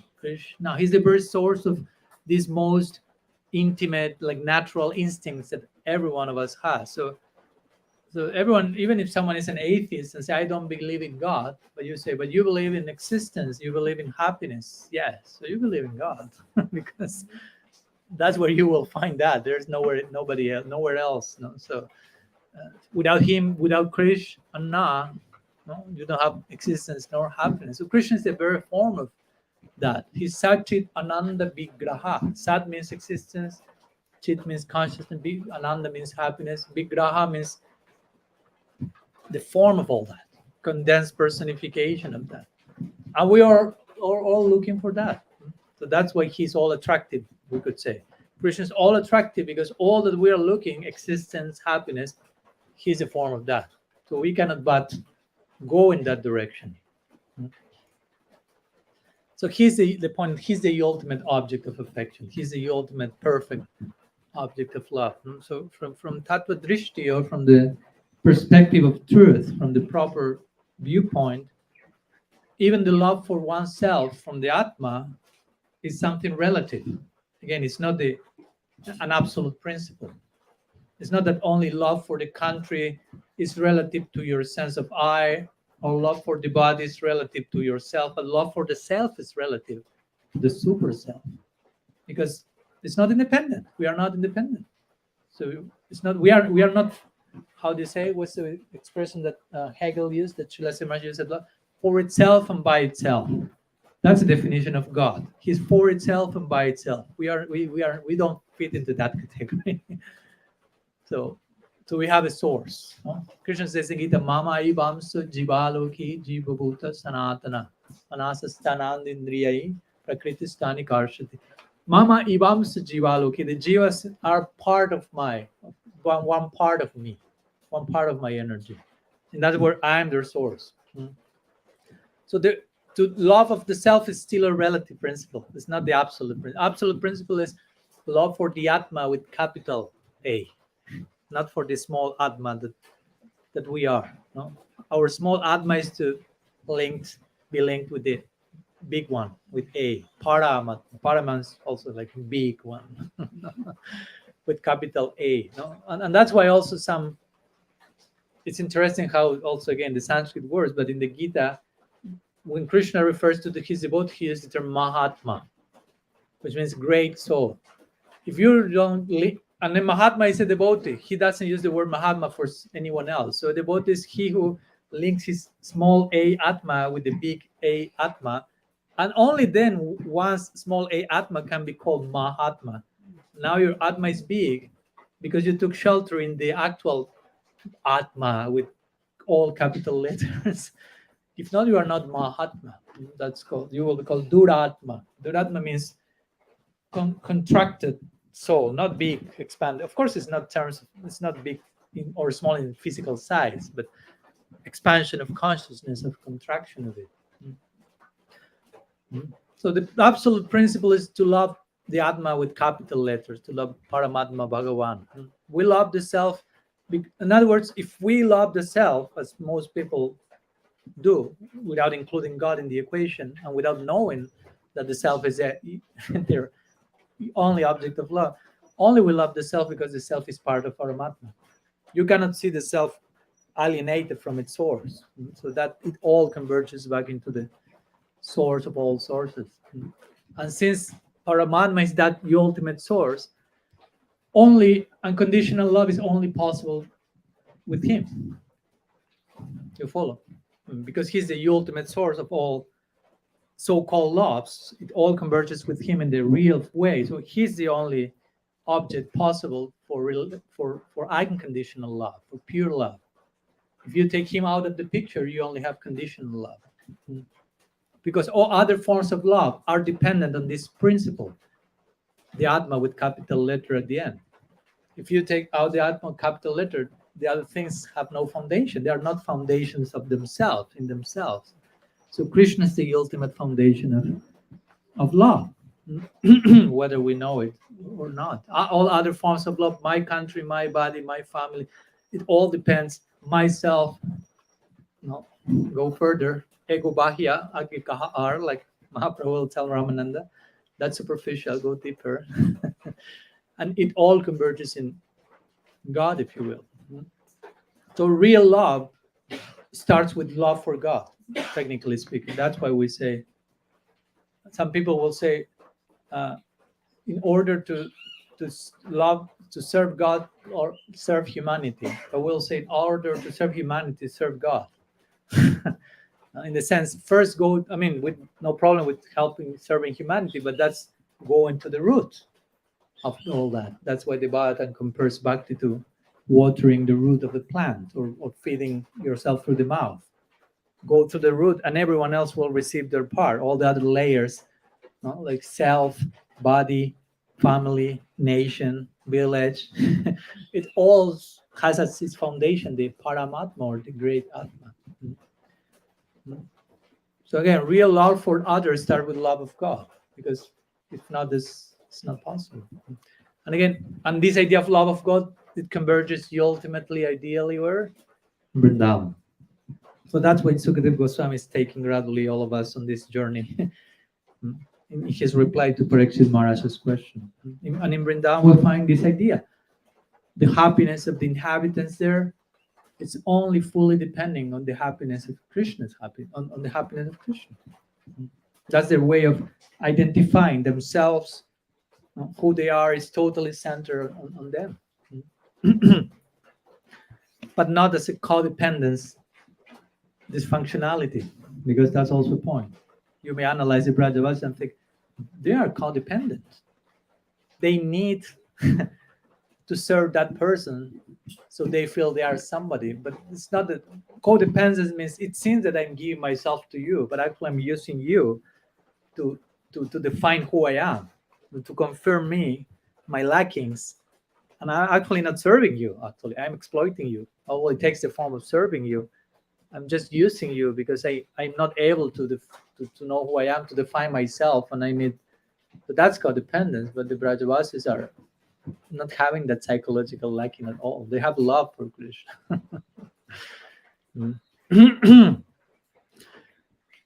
So in this way, Krishna is the highest object of love. This is the conclusion that Sukadeva Goswami is reaching here. It's not the self, it's not the body, it's not the mind, it's not the I, even our sense of I.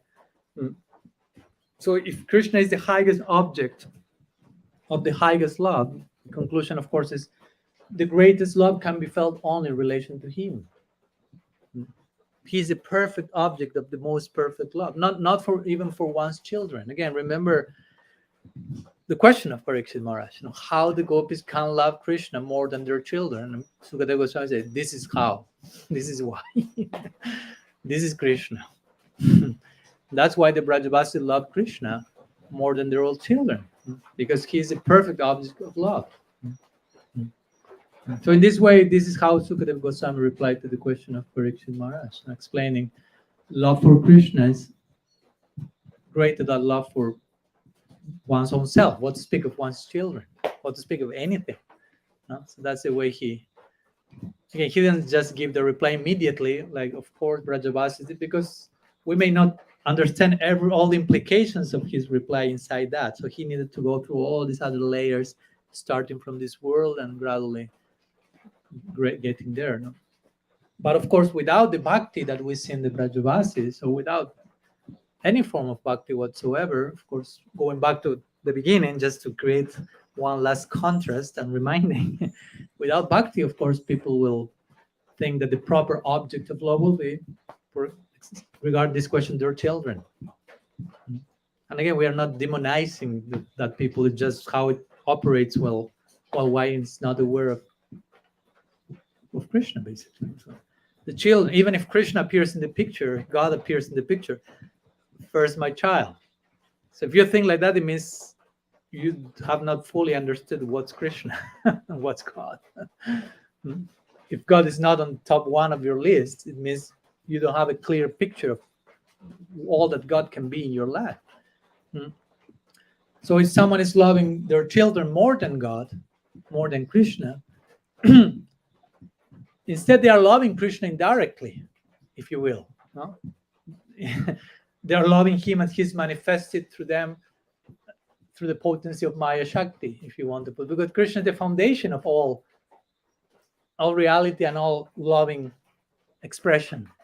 But they are not acknowledging that properly and going that in the most comprehensive way, but just filtered by filter and filtered by so many layers. But the Brajavasis who have a true perception of who Krishna is, they are loving Krishna directly, not indirectly, and not through the filter of Maya Shakti, but through the filter of Swarup Shakti. And of course, they're totally beyond Maya. They have the highest form of bhakti. So it's natural for them. That's the point. That's the point that Sukadeva was to point here. It's natural for the Brajavasis to love Krishna more than their sons. They are not even like thinking about that. It's swabhavika for them. It's like their nature. They are ragatmikas. Remember, they are made of love for Krishna. So, I mean, it cannot be something else. They have no second option. So this is how Sukadeva Goswami has like harmonized, if you will, or replied to Parikshit's question. Good reply. It was a good question. Good reply. So just to conclude, just one more point, and we put the discussion to rest. So the Siddhanta today, if you will, Siddhanta like perfect conclusion of this point is that love for Krishna is more than love for everyone else. As simple as it may sound, we have to get it right. Love for Krishna is more than love for everything else, everyone else, including oneself. We don't have the capacity to love ourselves as we have the capacity to love Krishna. We are not the perfect object of love, although we try.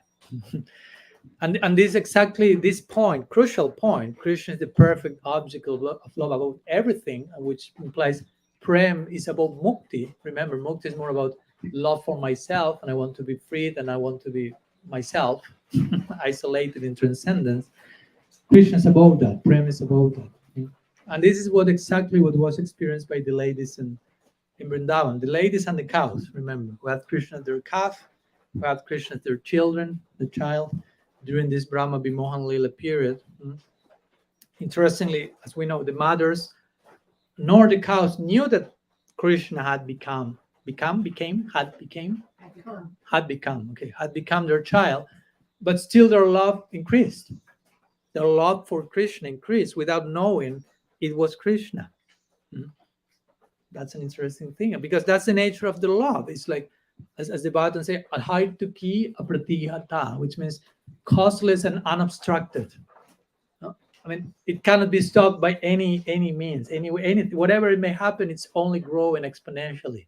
Whatever you put in between, whether Krishna is there, whether Krishna is not there, whether Krishna is there in another form,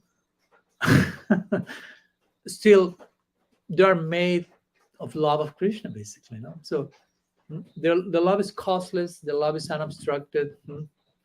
In other words, this implies the Brajavasis do not need to love Krishna. Of course, this is obvious maybe for you, but just in case, they do not have to be aware that Krishna is God to love him, because some other people, they will love Krishna if he is God, if you will. So that's Gyan Sunya Bhakti. Actually, they love Krishna because he's not God. But on top of that, and this is the unique example of this section of the Bhagavatam, on top of that, the Brajavasis, and in this case, these mothers and cows, they do not have to be aware of Krishna as Krishna to love him more.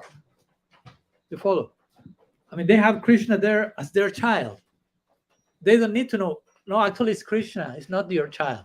So now you can love him as Krishna. No, they don't need that. Krishna can appear any form, as a child, as a calf, and their love for Krishna increases, even if they are not aware, oh, actually, this is Krishna. So that shows the degree of how their love operates and functions. So again, we have gone a long way from thinking I am my body to how even if Krishna takes another body, the Brajavasis keep loving him more and more in whatever form he appears, whether they are aware of his Krishna or not. So that means they really love Krishna. They don't care for anything else. They don't care if Krishna wants to appear as a calf, as another boy, as a chair, as an harmonium. The nature of their love is it keeps growing exponentially. That's a serious subject matter. So anyhow, that's the high point that, again, as we mentioned, that Sukadeva Goswami reaches through this verse in his reply to Parikshit Maharaj, and a very high point of the whole 14th chapter.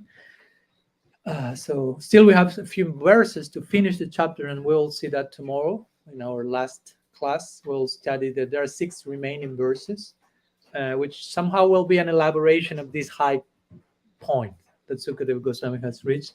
So we will conclude with that tomorrow, as well as sharing some words about Brahma's final attainment through Gaur Leela, Haridas Thakur, and so on. So we'll conclude here, unless there is any questions or doubts or comments, something you may like to share. Dr. Rasa? There seems to be a lot of kids that grew up in the ISKCON and different situations where their parents are thinking along these lines that Krishna is the source of all our love and give everything to Krishna. And so now there's like a lot of dysfunctional second generation children who kind of were the afterthought of their parents' devotion and dedication to their service to Krishna. So maybe if you could help me understand that. Should we blame Sukadeva Goswami for all the Gurukul dysfunctionality? That's it. Yeah, of course. Yeah, no, I think we don't need that anymore. Yeah. So, of course, the dysfunctionality of whatever. Oops.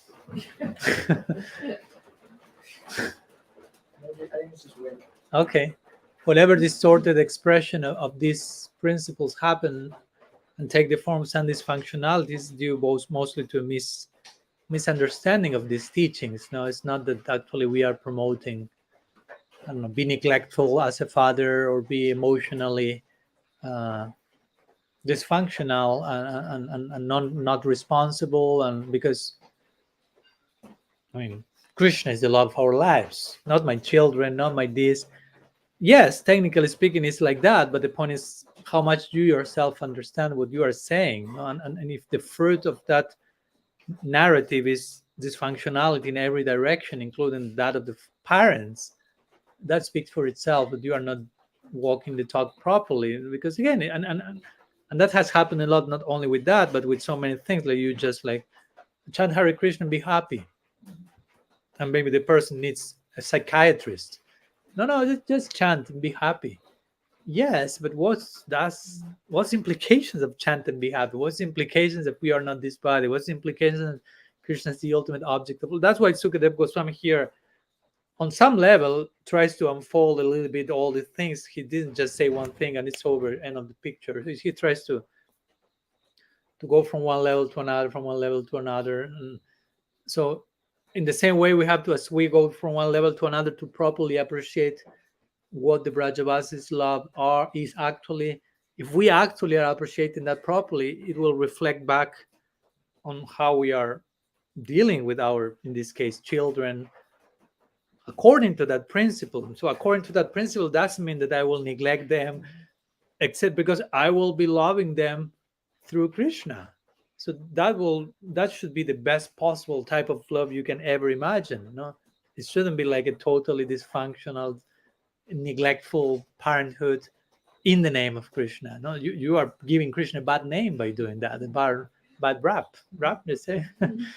So if it's properly in place, I mean, you will be worshiping your children in one sense, your wife, your house, everything is like, again, connected to Bhagavan, and by properly going first to the center, you will be honoring every person not as an object, as in terms of mind, but in terms of their connection with the source, our universal source. So that will be really respectful and careful and sensitive. And so nothing of that is happening in the name of what Sukadeva Goswami say here, then you may need to hear the whole Brahma-stuti again, no? Because that shouldn't be reflected in that way. That's totally counterintuitive to the actual intention and expression of those things. So yeah, I appreciate your point, because as glorious as these concepts may sound, we need to, okay, what do I do with this in the practice? Now, because when I'm telling, in the beginning we were saying, well, in this world everyone loves each other, but actually they love themselves through each other. Yeah, of course, I may not say that as such crude way to someone who comes for the first time, but that's a fact. Now, if we are a devotee, that shouldn't be happening. That's the point. You shouldn't be loving yourself through your kids, but you should love your kids through Krishna. No, no, that you shouldn't love yourself through kids doesn't mean you shouldn't love them. Did you say So, you love sorry, Krishna in your kid? sorry again. Can you say you should be loving Krishna in your child? Yeah, there's a way, of course, not to the point of making Yeah. Krishna, your child Krishna, Right. but there's a play for that. Yeah, of course. And as Guru Maharaj said many times, even if you're a parent, you can take advantage of that experience you are going through as a parent. And when you're seeing your baby, that can be act as an udipana, or send a reminder like, oh, how charming this is. And you make the comparison, oh, what must it be when Krishna performed his Kumar Lila? Not to downplay your own experience as a father, but just like to not lose sight of the bigger picture and the connection of that. No, so that should be the ideal, healthy way of integrating all these concepts. Of course, it's easier said than done, and have not been a father, mother in this lifetime, so it may sound like, you can say all those things, your Maharaj, but you have to go. Yeah, I understand it, but I mean, nonetheless, that's the principle, that's the teaching. So it's not that we can twist that to change that, but also we shouldn't distort that and end up in a totally dysfunctional situation that is not what is intended by these sections of the Bhagavatam, and by any section of the Bhagavatam. And then, of course, this is not the only cases in which we have seen dysfunctionality being justified by whatever, what Prabhupada say, what the Bhagavatam say, everything can be turned into a source of dysfunctionality. Every verse, syllable, word of Shastra can be. Again, Shastra is Kalpataru, it's a desire tree. So you can approach it with whatever you desire, an idea, and it will reply back. But it doesn't mean that's the ultimate meaning of it. That's why we need guru, and we need proper guidance, and we need elders in our community to really shed light on the actual teaching, on the actual meaning of and the actual intentions of Shastra. Because if not, I mean, hearing Shastra, hearing Krishna's pastime, that just doesn't mean just only hearing the story.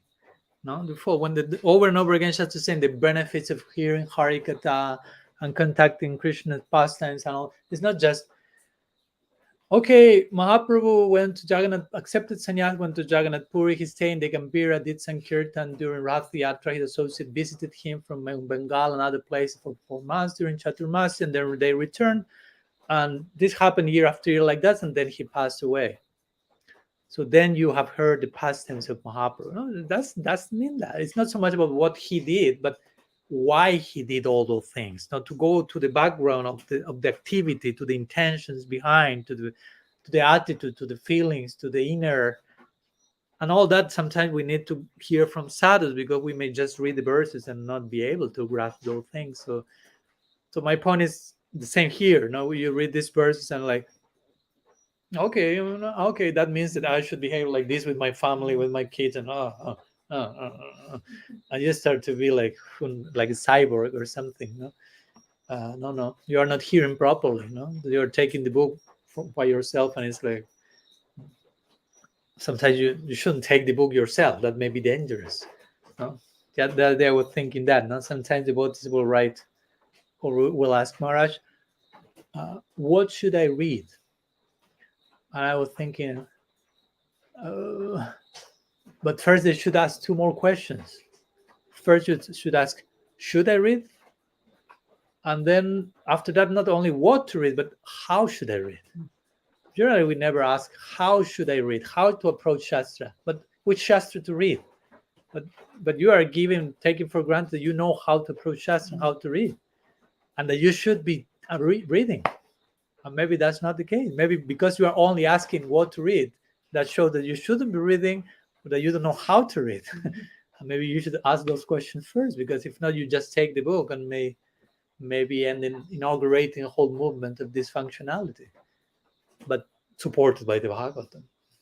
And so it's like, no, that's like the greatest embarrassing. No? Like the saintly people like just they feel like embarrassed, like how that can be done in the name of such a high, noble, sensitive idea. This is being promoted. This is like, scandal for a saintly person. We are supposed to please the saintly person, not to make them.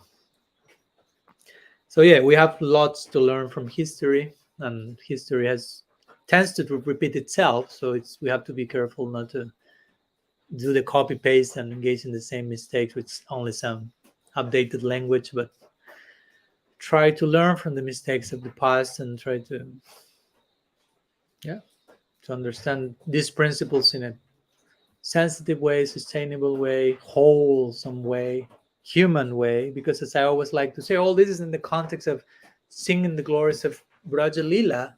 Braja Lila is Nara Lila. Nara Lila is the greatest Lila. Krishna Raya Tikka Kila Sarvotama Nara Lila. Tara Bahu Changhara Sarup Gopa Besh Vinukar Navakishor Natavar Nara Lila Haya Narup. Nara Lila is the greatest Lila, the highest of all Lilas. Nara Lila is human-like Lila. You won't never enter human-like Lila if you don't preserve your humanity. So this section is glorifying Nara Lila. So you can never conclude, okay, the conclusion of this praise of Nara Lila is that I become totally inhuman and treat others in an insensitive way, because this section is promoted. No, this section is promoting Nara Lila, sing the glory of Braja Lila, which is human-like Lila. Unless you become human-like, you won't enter Braja Lila. You will go somewhere else. I don't know where. But so you again, Falina Farishate, you have to judge the tree by its fruit. So if the fruit is being given is indifference and neglectfulness in the name of transcendence, that's not the transcendence that corresponds with Nara Lila. Nara Lila is transcendence. It's transcendental, but it's a human transcendence. So if your own project of transcendence is making you more and more inhuman, that's not corresponding, aligned with the type of transcendence we find in Nara Lila. And this particular section is all in the context of Nara Lila, Braja Lila, Krishna Lila. So you have to having bear in mind the context in which all this is expressed. context is Krishna Lila, Braja Lila, human-like Lila, praising the glories of being a human and transcended at the same time. So the question is, how do I put all this stuff in practice so I retain my humanity, but I become transcendental as well? How to do it? Because that's what's being promoted here. If that's not happening, then I'm not fulfilling the purpose of this section. If you have a guru and you are a proper disciple and the guru is a proper guru, all the things should be clear. And if it's not clear for you and start to do some nonsense, there should be someone to correct you in time. Of course, with this, I'm not blaming anyone and saying something happened in the past, that's the fault of this and that. Sometimes there can be some particular circumstances, but whatever the case, whatever we are now, we have to learn from that and move on forward with proper, better understanding. We can always improve our understanding of all the things. So, hope that helps. Another series of lectures over there. Healing generational trauma created by misreading of Krishna Lila.